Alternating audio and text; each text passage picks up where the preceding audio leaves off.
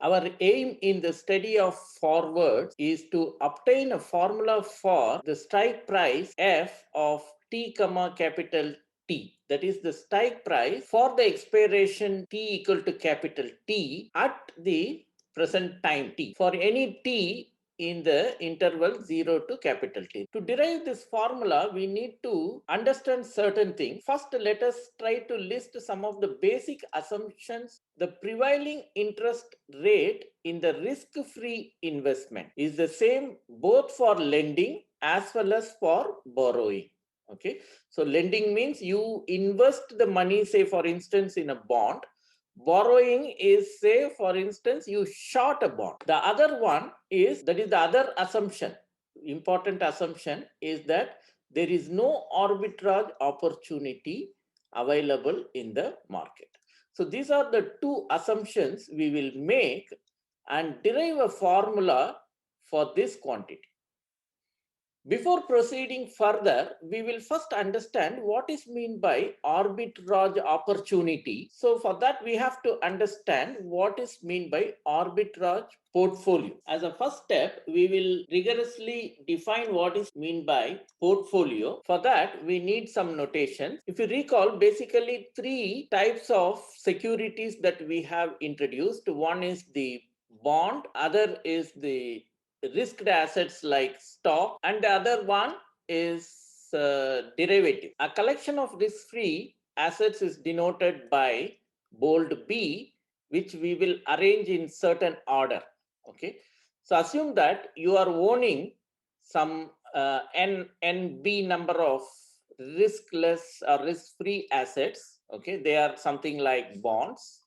Okay, for instance, you have uh, one unit of government bond and one unit of, say, some corporate bond, that is bond issued by some private company. Then your B1 is this and B2 is the other bond. Okay, like that you just order them in a particular way. Similarly, a collection of risky assets is denoted by S. Okay, keeping in mind stocks, we have given this alphabet.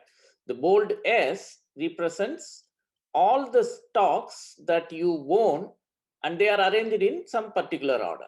Okay, assume that there are NS number of stocks. Say for instance, you have say 10 units of Infosys, and then say 20 units of say Reliance, and 30 units of say Maruti. Then you may arrange them in some order. Say S1 is denoted by this, S2 is denoted by this, and S3 is denoted by this. And in this case, NS is 3 and S1, S2 and S3 are Infosys, Reliance and Maruti respectively. So you just arrange it in some order. And similarly, a collection of derivatives is denoted by this. It may be one, maybe you have taken from as a forward on some stock or some commodity or currency. This may be some future, which we will be discussing little later, and so on. Okay, so all that you have collected. Okay, now once you have, see, these are the assets you have collected by trading in the markets. Say a portfolio is a collection of your assets. So whatever you collected, okay, so you collected these assets, right? B or say riskless assets like bonds or fixed deposits or debentures and so on. S is risky assets like stocks, and D are some derivatives. Okay, a collection of assets in an, so you put them in an order. Okay, and then further, see, you further have to use this portfolio concept into some mathematical tools. Okay, therefore it's better if you have them in terms of numbers instead of having them in the form of their names. It's better to have them in some way represented in terms of numbers. Then this concept can be directly used in the mathematics. That's what we are trying to do. What we do is your assets you already arranged in certain order, where you have NB number of risk-free assets like bonds, NS number of stocks you have, and D number of derivatives. Now what you do is each one you must be having certain quantity. Like in my previous slide, I have just given as an example, you had 2 bonds with 1 unit. It may be more. Okay, therefore, that amount of, that is the quantity in each asset is denoted by this vector. Therefore, B is a vector of numbers, S is a vector of numbers, and D is a vector, okay, of numbers. That is real numbers as components. Okay, so B is written as B1, B2 up to BNB, number of bonds that you hold, where each BI is the number of units that you are holding in that asset. Okay, similarly, S is a vector now. Okay, where S1, S2 up to SNS are some real numbers of units of the assets in the stock SI. See, generally in India, we cannot trade in real numbers as number of stocks. They all come as integers only. You cannot buy 1.75 number of stocks in, say, Infosys. You can only buy 10, 15, some integer quantity only you can buy. But for the mathematical purpose, we assume them as any real numbers. And similarly, D vector D is a ND dimensional vector whose components are the number of units of the derivative. Similarly, they may not be in real numbers, but we assume them to be real numbers. They can be positive or negative depending on whether you have a long position or a short position. You can see these are the basic assets and this is the derivative. Okay, so this is a security which comes in the form of a contract on some underlying assets. The underlying assets can be anything. In particular, they can be bond or stocks, or they can be commodities and so on. So now, what is meant by building a portfolio? Okay, so building a portfolio consists of 3 steps. One, you select the suitable assets to be collected in the portfolio, because as we have seen, a portfolio basically is a collection of assets. Okay, for mathematical convenience, we are representing it in terms of numbers. That's all. Okay, but it means a collection of assets. Okay, first you have to select which assets you want to collect in your portfolio. Plan the order in which they have been traded. So that is also important sometimes, in which order you have to trade them. Okay, so you plan them and then trade. That is, you buy or sell whatever it is, depending on whether you want to take a long position or a short position in any bond or stock or in derivatives. So after planning the order in which you want to trade, you actually go to the market and trade. Like bonds, you can trade in the secondary bond market or primary market if you are buying it directly from the issuer at the issuing time. Similarly, stocks, if you want to buy directly from the company, it should be a IPO. Whenever they issue, you have to buy at that time. If you miss that, then you can buy it in the secondary market of the stocks. And similarly, selling. So once you plan the order in which you want to trade, you go to the market and trade these assets, collect them, take the position. So trading means it's taking a position. Long position means buying the assets. Short position means selling the assets without having the real quantity in them. The first time at which the portfolio is completely built. Okay, so you suppose you planned like you want 3 units of bond 1 and 4 units of, say, some other bond 2. It may be one, maybe a government bond, other is a corporate bond, and then you want 10 stocks of, say, Infosys, and say 20 stocks of Reliance, and say 30 stocks of Maruti, and then some derivatives like you may be taking 900 stocks in, say, in TCS and so on. Okay, so then this is S1, S2, S3, and this is, say, you took a future trade in in TCS for 900 quantity. Future is more or less the same idea as forward. I will come to that. Okay, now you can just imagine it as forward itself, and this is your D1. Okay, then you decided all this and the way you want to trade them, and then you actually traded them. So when you traded everything and it came to you at some time is the time at which you start this portfolio.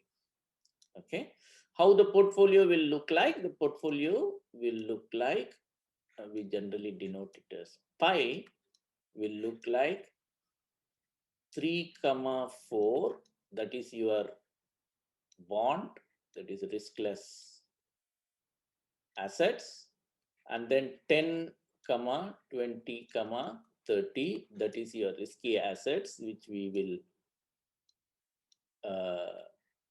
this is small b. Their actual name is denoted by capital letter, and then 900 is D. These are vectors, right? So that's your portfolio.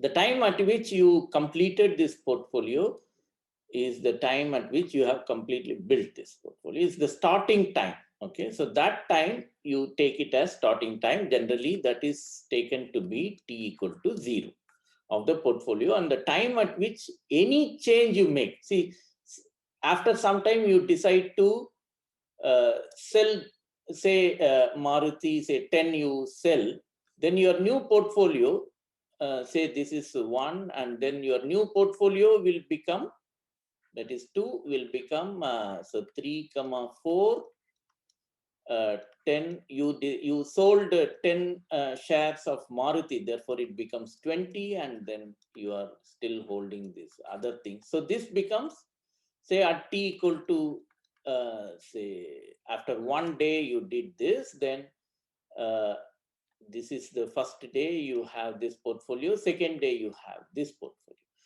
Between these two, this was your portfolio. From now onwards, this is the portfolio. After 1 month, say you have again bought 10 shares of, say Infosys, then after 10, from the second day to 10th day, your portfolio remains pi 2. Okay. And the 10th day, you have pi 3, that is, other things remain the same. You bought 10 more shares, say in Infosys, then this becomes 20, 20, 20, and 900. And that goes on till you make any change in the portfolio and so on. This is how your portfolio evolves. The first time at which the portfolio is completely built is the starting time of the portfolio, right? As I told here, okay? And the time at which any change is made in the portfolio is the end time. Therefore, suppose you made it on the day 1, and this is say made on day 2, then your this portfolio ended within a day. Okay, and that is the starting of the new portfolio. So this day is the starting of pi 2, and that lasts for another 9 days. So this you made on 10th day. Then this pi 2 lasted for 9 days, and so on. It goes like that. I hope you have understood the idea of how you have to consider these portfolios. Okay, with that, we will talk about what is the value of the portfolio. Once the portfolio is built, say your pi 1 in our previous example, okay, we can find its value. Suppose you have not changed this pi, the portfolio, say for 30 days, okay, you are just holding everybody as it is in that portfolio. Then any time between that 0 to 30 days, you can find its value of. So how will you find its value? The value is given in this definition. Assume that the portfolio is built at t equal to 0 and it is held till some time, say t equal to capital T. The portfolio value at any time in between that, okay, suppose you built on the first day and then you held for 30 days, then any day, say fourth day or fifth day or any day, you can find its value. How is it defined? It is defined by this expression. So we use this notation. V stands for value. Pi is the portfolio which you are presently holding in this period and want to find its value. And what is the time at which you are finding? The time should be some t between 0 to capital T. It is the number of shares in our example. If you see, it was say this bond one. Say bond one is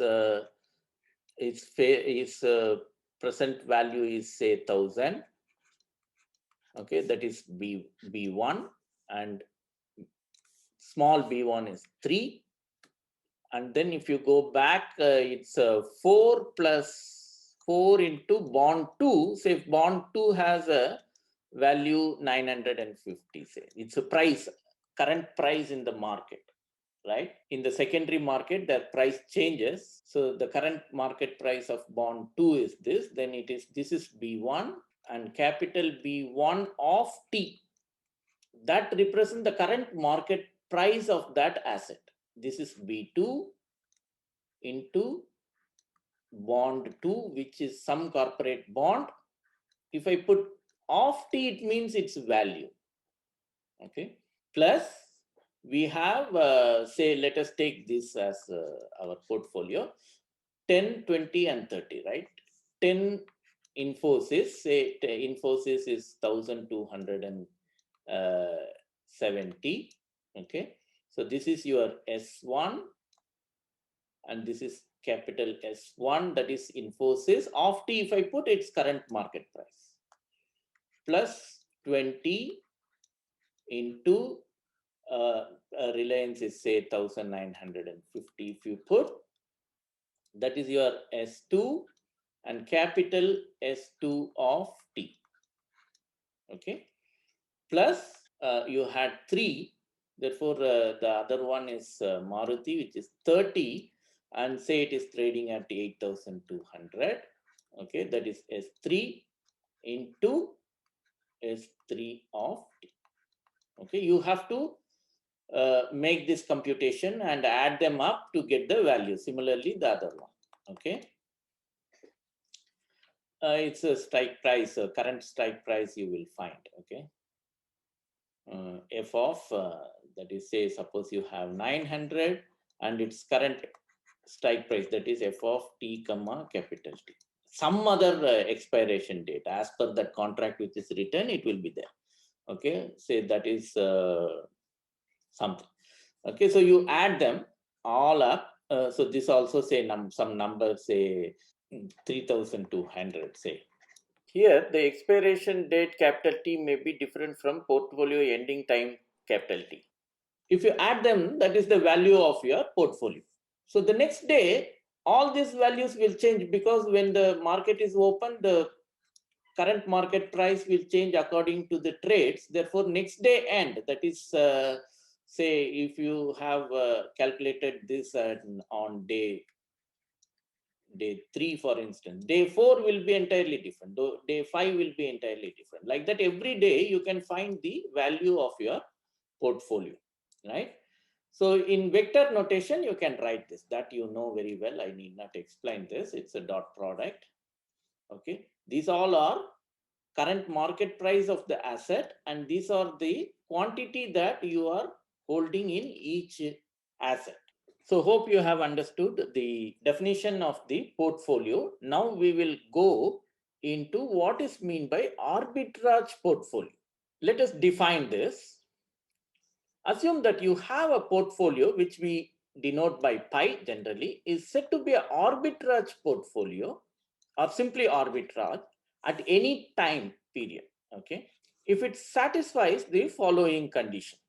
What are those conditions? One is, initially when you built the portfolio, its value is 0. It means finally your portfolio, to build the portfolio, you have not spent any money on it. Okay, so if you go back, you have spent some money on buying these assets, right? You must have paid some money and bought these assets. Okay, But what arbitrage says, portfolio says that if you have not spent any money in building this portfolio, okay, it may be surprising for you, but you can do such things, okay. You never paid any money to build this portfolio. In fact, we have seen such examples in bonds, if you recall, right? And the next one is value at the time, some time t. Okay, so you have built the portfolio at some time, which we will always take as 0, and at some time t, its value is greater than or equal to 0. Okay, and then the probability, whatever may be the probability measure that you use, the probability of the value of your portfolio at the time t, which is greater than 0, that is the, you can see that this is the pullback of your random variable. So if you think v of phi of t, so this is clearly a random variable because it involves many random variables, s of t and so on. In the last classes, we have seen that the stock prices, at least they are random variables, and also since the bond prices are also random, okay, only the face value is fixed, but the price of the bond in the secondary market will be random depending on the traders bidding and offering, right? So they are also random variables. Therefore, this VT is actually sum of random variables. Therefore, it itself is a random variable.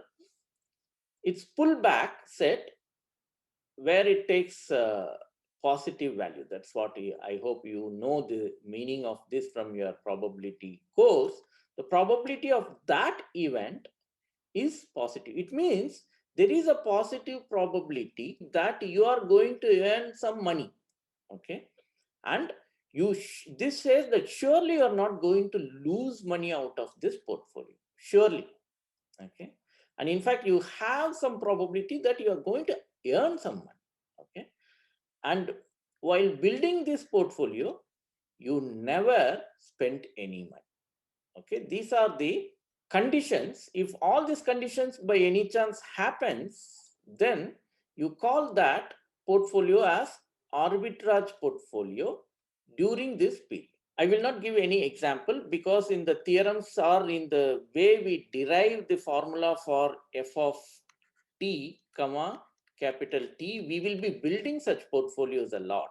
Okay, remember, our aim in forward is to find a formula for this, and this derivation of the formula involves the concept of arbitrage portfolio.